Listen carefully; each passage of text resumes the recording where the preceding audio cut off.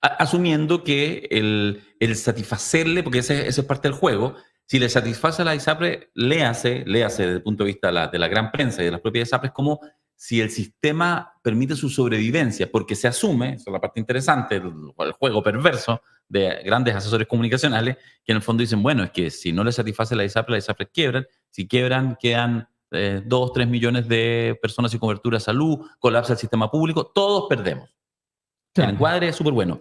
Se cae el sistema privado, drama, pero además eso se va al sistema público, el sistema público no es capaz de absorberlo, drama para todos. Entonces, Soa Bachelet, en este caso Soa Soa Bachelet, Boris, haga algo. Claro. Don Boris, haga algo. haga algo. Ya, oye, estamos con Juan Carlos, parece que estamos con dificultades con la cámara, pero entiendo que nos escucha. Juan Carlos, ¿nos escucha por ahí? ¿Sí o no? ¿Sí o no?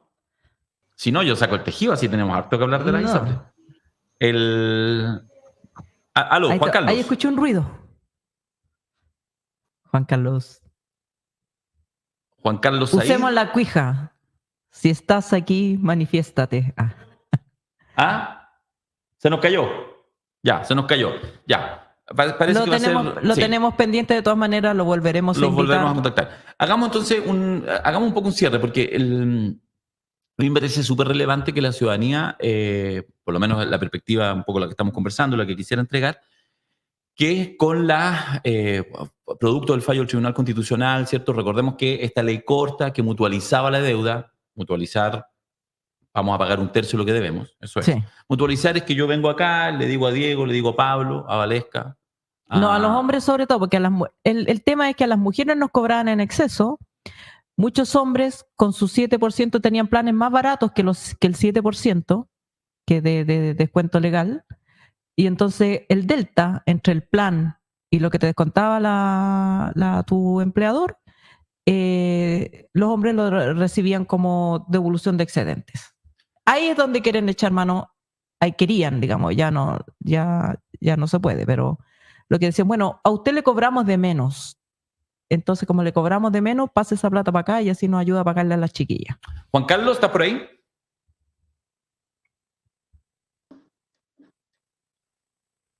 Ahora sí. Juan Carlos.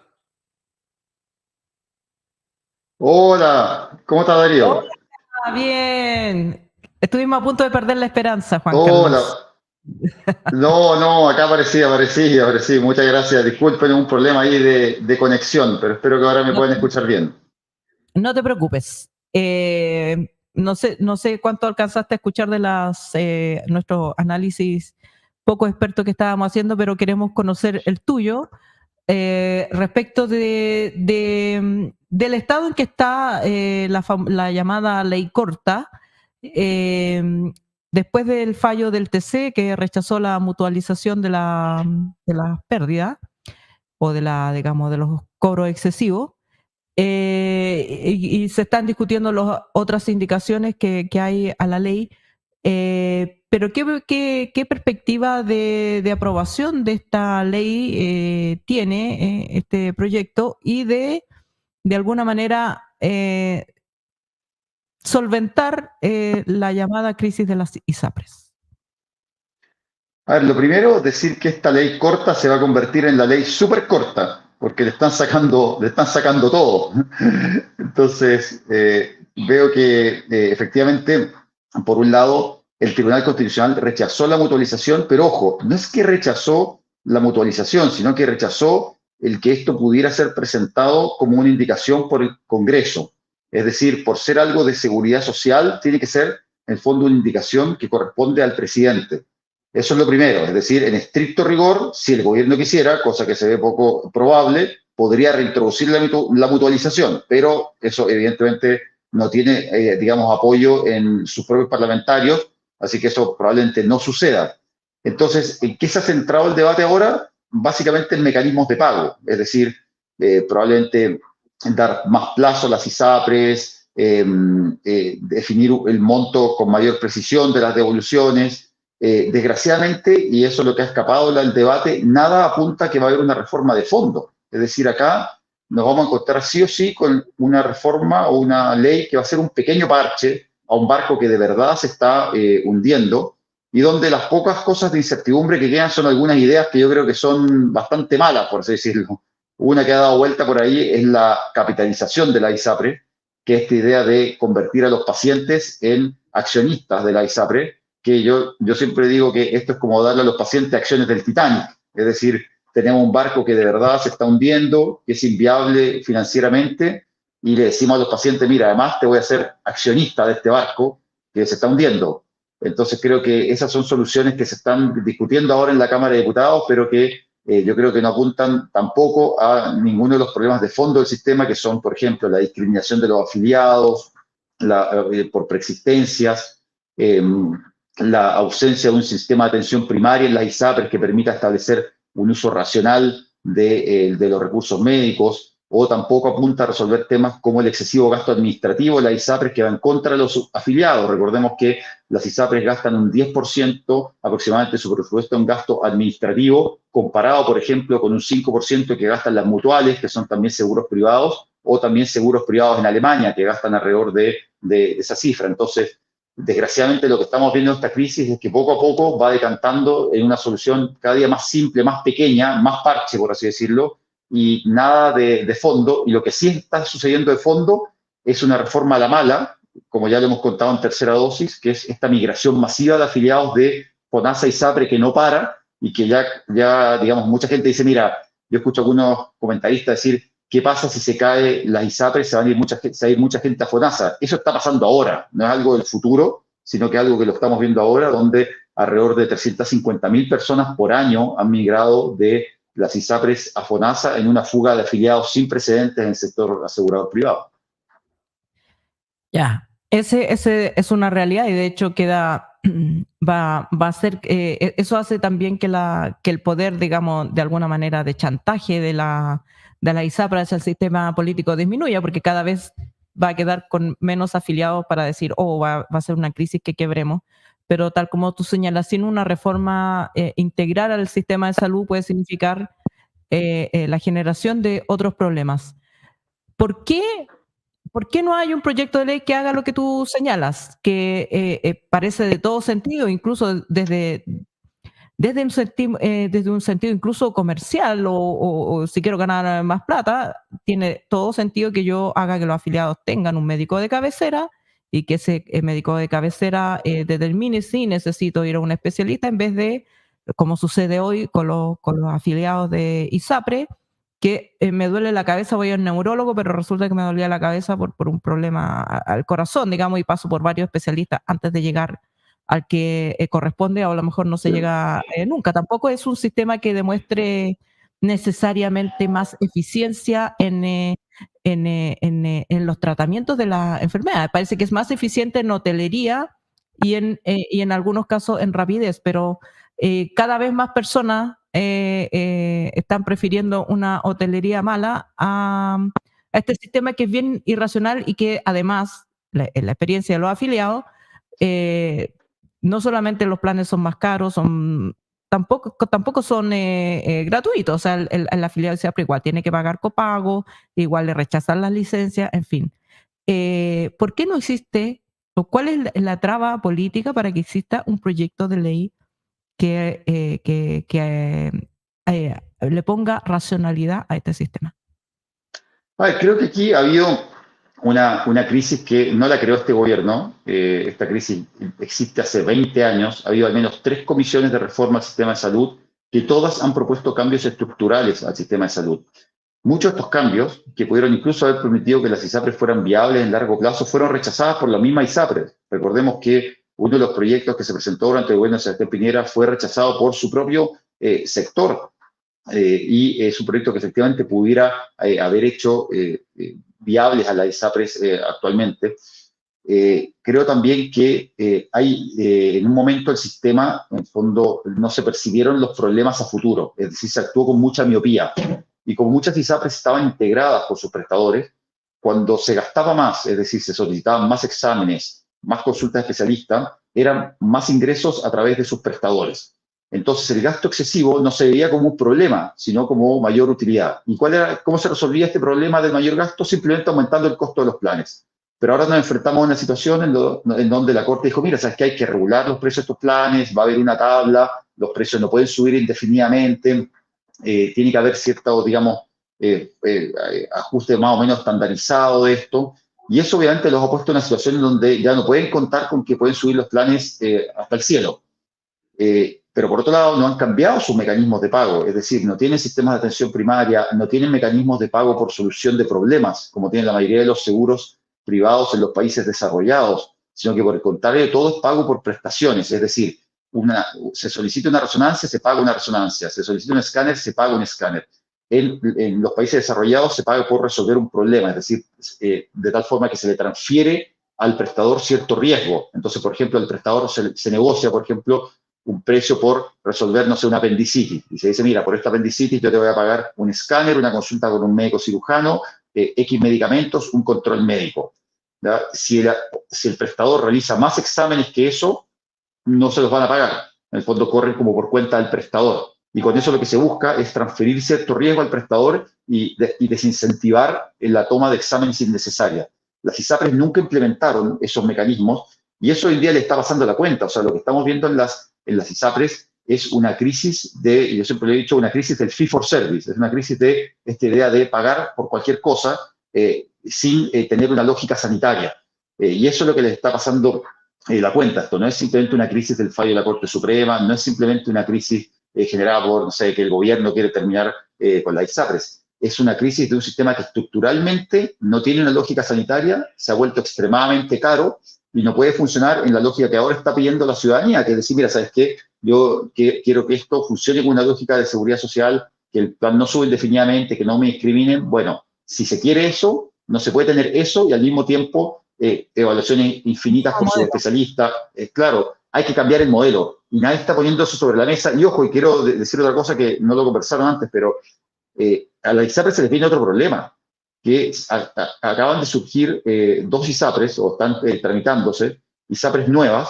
¿Qué escenario llegan a esta ISAPRES? Esta ISAPRES llegan no a hacerse cargo probablemente de los pacientes digamos, de más edad, con enfermedades crónicas, sino que llegan probablemente a quedarse con los pacientes de menor riesgo dentro de las ISAPRES que están complicadas. Es decir, estas ISAPRES nuevas llegan a ser como un descreme del descreme. Y eso puede generar aún mayor inestabilidad en el sistema, porque tenemos ISAPRES antiguas que están con problemas económicos, y esas mismas ISAPRES en el fondo tienen pacientes con más enfermedades y pacientes con menos enfermedades. Los pacientes con más enfermedades tienen incentivos a quedarse en su plan. Los pacientes a los que le han subido mucho los planes, muchos se han ido a FONASA, y ahora la aparición de nuevas ISAPRES podría ser un nuevo problema, donde pacientes, digamos, también de menor carga de enfermedad y con más ingresos, prefieren ir a estas nuevas ISAPRES que están más, por así decirlo, estables financieramente, y eso podría, como resultado final, generar mayor inestabilidad, paradójicamente, en el sistema asegurador privado. Entonces, nuevamente esto refuerza la importancia de hacer cambios estructurales y dejar de pensar todo en términos de simplemente un parche, porque hoy en día la discusión está centrada en eso, en cómo hacemos cumplir un fallo de la Corte Suprema y no cómo reformamos nuestro sistema de salud. Y ese creo que es justamente el problema de fondo que no está sobre la mesa, por una mezcla de varias cosas, que son la fragmentación del poder político, intereses de ciertos grupos, y eso lo encuentro, digamos, lamentable porque la última reforma de fondo del sistema de salud fue hace 20 años y entre medio nos hemos quedado paralizados. Después del auge no se ha hecho nada relevante en términos de reforma del sistema de financiamiento. Ahora, en el sistema, es importante lo que tú señalas porque es como la realidad de casi todos los proyectos de ley de fondo, que no se ha hecho nada en 20 años por una incapacidad del sistema político, pero en términos de las ISAPRES, tú dices estas ISAPRES nuevas pueden llegar como a ser, desde el punto de vista de los afiliados y la afiliada, ya las ISAPRES están castigando a los afiliados, rechazándole las licencias médicas, diciendo, bueno, no, aquí no puede la clínica, no le recibimos el bono, usted pague y después pida devolución. Se ha vuelto un sistema poco eficiente también o poco amable con los propios afiliados. Por supuesto que van a querer o preferirían irse a esas ISAPRES nuevas, pero en el mismo sistema a la larga van a ser ISAPRES viejas de nuevo, o sea, porque no es digamos, si el modelo no cambia, ¿por qué las ISAPRES nuevas van a venir con una nueva perspectiva? ¿O hay algo que haga pensar que esas ISAPRES nuevas pueden Bueno, tú apuntas un usar? tema que es muy cierto, que efectivamente al comienzo van a ser como un caballo, van a tener una partida de caballo inglés, van a partir muy bien, seleccionando a los pacientes más sanos, de más altos ingresos, pero inevitablemente esos pacientes van a envejecer, se van a volver pacientes más caros, y eso les va a generar un problema no hoy, pero sí en 20 años. ¿Por qué? Porque efectivamente no van a poder seguir subiendo los planes en forma tan desregulada como existía hasta ahora, y se les va a volver a generar el mismo problema. ¿Y cuál es el problema de fondo? Que los seguros privados en los países desarrollados, ¿cómo funcionan? Tienen un fondo común. Es decir, a pesar de que son privados, la mayoría son privados sin fines de lucro, los pacientes cotizan un fondo común que recibe esa cotización y esa cotización la distribuye entre los seguros según el riesgo de enfermar que tiene cada paciente. ¿Qué significa eso? Que, por ejemplo, si yo cotizo un 7% al fondo, pero yo soy un paciente sano, mi fondo, por ejemplo, va a recibir un 4%. Si yo soy un paciente muy enfermo, mi fondo va a recibir un 10%, el equivalente a un 10%. ¿Por qué? Porque le van a transferir, por así decirlo, dinero de pacientes más sanos. Entonces, estos fondos que sean... ¿Cómo? Ecualización de riesgo, claro. Entonces, estos fondos funcionan en todos los países y si tú me dices, mira, ¿qué habría que hacer de verdad para hacer viable el sistema ISAPRE? Si alguien quisiera hacer eso, es, mira, crear un fondo común inter-ISAPRES. Sin eso, el sistema está frito, o sea, es inviable en largo plazo. Crear un sistema de atención primaria, establecer pago por prestación, por resolución de problemas, y terminar con la discriminación al ingreso afiliado, establecer un precio en el fondo por el cual la ISAPRE te tuviera que aceptar sí o sí. Entonces, si no se hacen esos cambios, y ojo, ninguno de esos cambios está en la discusión, el sistema es inviable, o sea, financieramente está pésimamente diseñado, y ese es el problema que nadie ha conversado. ¿Por qué las ISAPRES persisten con el negocio y no dicen, bueno, mira, en realidad este negocio se volvió inviable, cerremos, quebremos, nos vamos?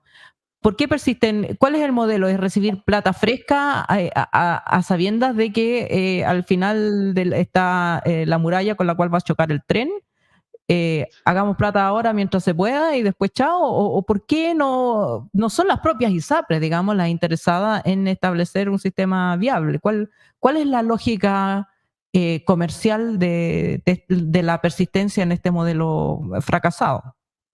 A ver, por un lado, yo creo que efectivamente las ISAPRES fueron un muy buen negocio por mucho tiempo. Sobre todo, además, que la integración con clínicas les permitía también disfrazar, por así decirlo, utilidades que no pasaban a través del ISAPRE.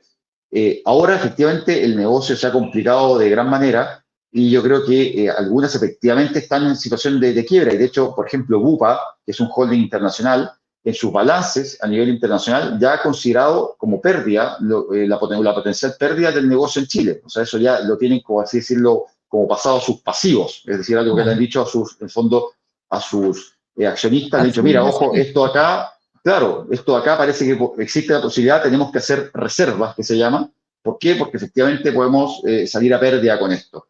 Entonces, y efectivamente, si uno ve, digamos, el informe de la Comisión Santelices Cuadrado, hay ISAPRES que aún con la mutualización es probable que quiebren. Entonces, creo que esa es la realidad, que el negocio se ha vuelto digamos, bastante inviable, y que sin estos cambios de fondo que yo decía antes, fondo común interesado, establecer sistemas de contención de costos, reducir los gastos administrativos, sin eso el sistema no tiene viabilidad a largo plazo. Ahora, ¿cuál es el tema? Que muchas veces los incentivos de las empresas no son en el largo plazo, no son a 20 años, a 30 años, sino que muchas veces están pensando con un negocio a 1 año, a 2 años, a 5 años.